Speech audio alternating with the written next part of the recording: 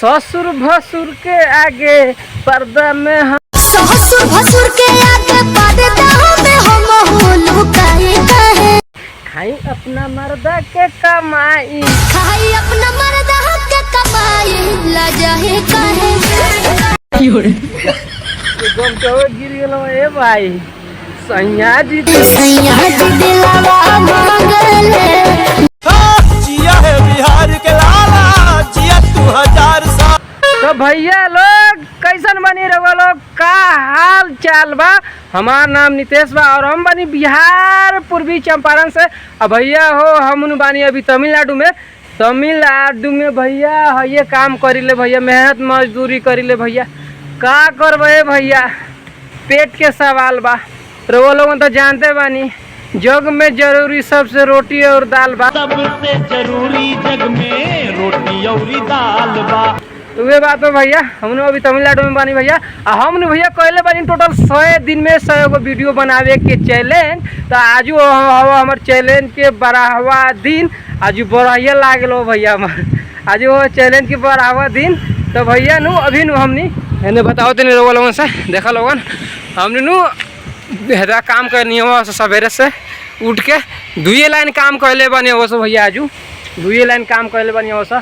काहे कि भैया एक आदमी गेल हो स्टेशन पर, दशहरा मेला में एक आदमी जात हो घर है, तो हमनी बात जब वो सब 2 आदमी, तो 2 आदमी से भैया में ना तीरत हो, तो हमनी को अब दोसर दुआरी देखे के पड़ी। तो भैया हो अभी नु हम जाते नहीं नहाए आ मस्त बर्तन उर्तन धो के खाना बैठा दिले बनी हो, जाते नहीं हम नहाए।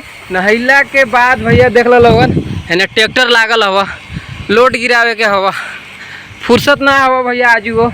ठीक बा, नहा धोआ ओकर बाद खाना वाना बना के लोड क के खा के फिर जाम से लोड गिरावे। तो रो लोगन से मिला हम आगे वीडियो में, ठीक बा। तो भैया हो अभी नु टाइम हो गल हवा, 11 बज गल हवा आ हम मस्त नहा धो के आ गल बनी हवा। आ अभी नु हमनी हने ड्राइवर साहब इंतजार करत हो ट्रैक्टर लगा के, आ हमनी नु खाना बनावत नहीं हो। आजू नु भैया खाना में हमनी मालूम कथी बनावत नहीं हो, कीड़ा के तरुआ। देखा लोगन पेटवा के खातिर छूटे घरवा दुआ, जातानी हम परदेश में कमाए।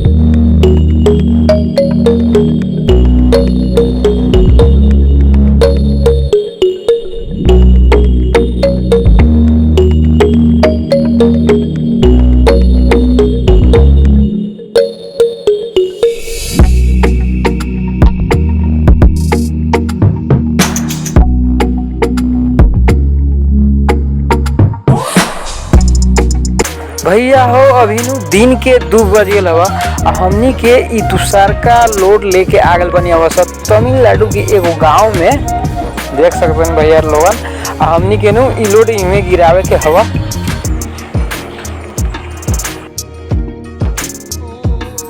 तो भैया हो अभी नु टाइम होता हुआ दिन के 3:20 हो गल हवा, हमनी के नु आज 2 गो लोड गिरनी हुआ सा।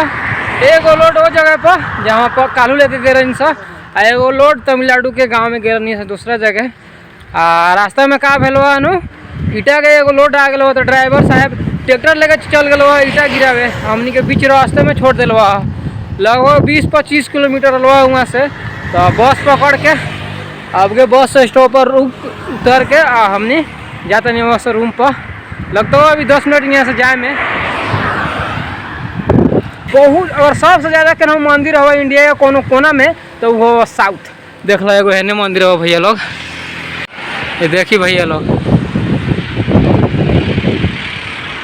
एहू से बहुत अच्छा डिजाइन के मूर्ति देखे के मिलल हो तमिलनाडु में। अभी रहे के बाद तमिलनाडु में बहुत दिन जहाँ भी जाम रहो लोग उनके देखावत रहे तमिलनाडु के गाँव, तमिलनाडु के मंदिर, तमिलनाडु के सरे और भी बहुत कुछ। तो भैया हो अभी नु शाम के 5 बजे वाला हवा, हमनी के नु रोज ये काम रहा हटावे के। तो हमनी जाता नहीं से हटावे। अब भैया नु आज हमार चैलेंज के 12वां दिन रहा, तो आज हमार चैलेंज 12वां दिन के चैलेंज भी पूरा भेलो भाई लोग। हमरा भैया व्यूज से नहीं के मतलब खुद से जो हम जंग छेड़ले बानी नु, बस खुद से ही जीते के बा। 100 दिन में 100 गो वीडियो के कोनो हाल में बनाई, लेकिन बनावे के बाद ठीक है भैया लोग, ई जंग तो जीते का बा हमारा। तो मिलल जी अगला वीडियो में। बाय, जय हिंद, हर हर महादेव।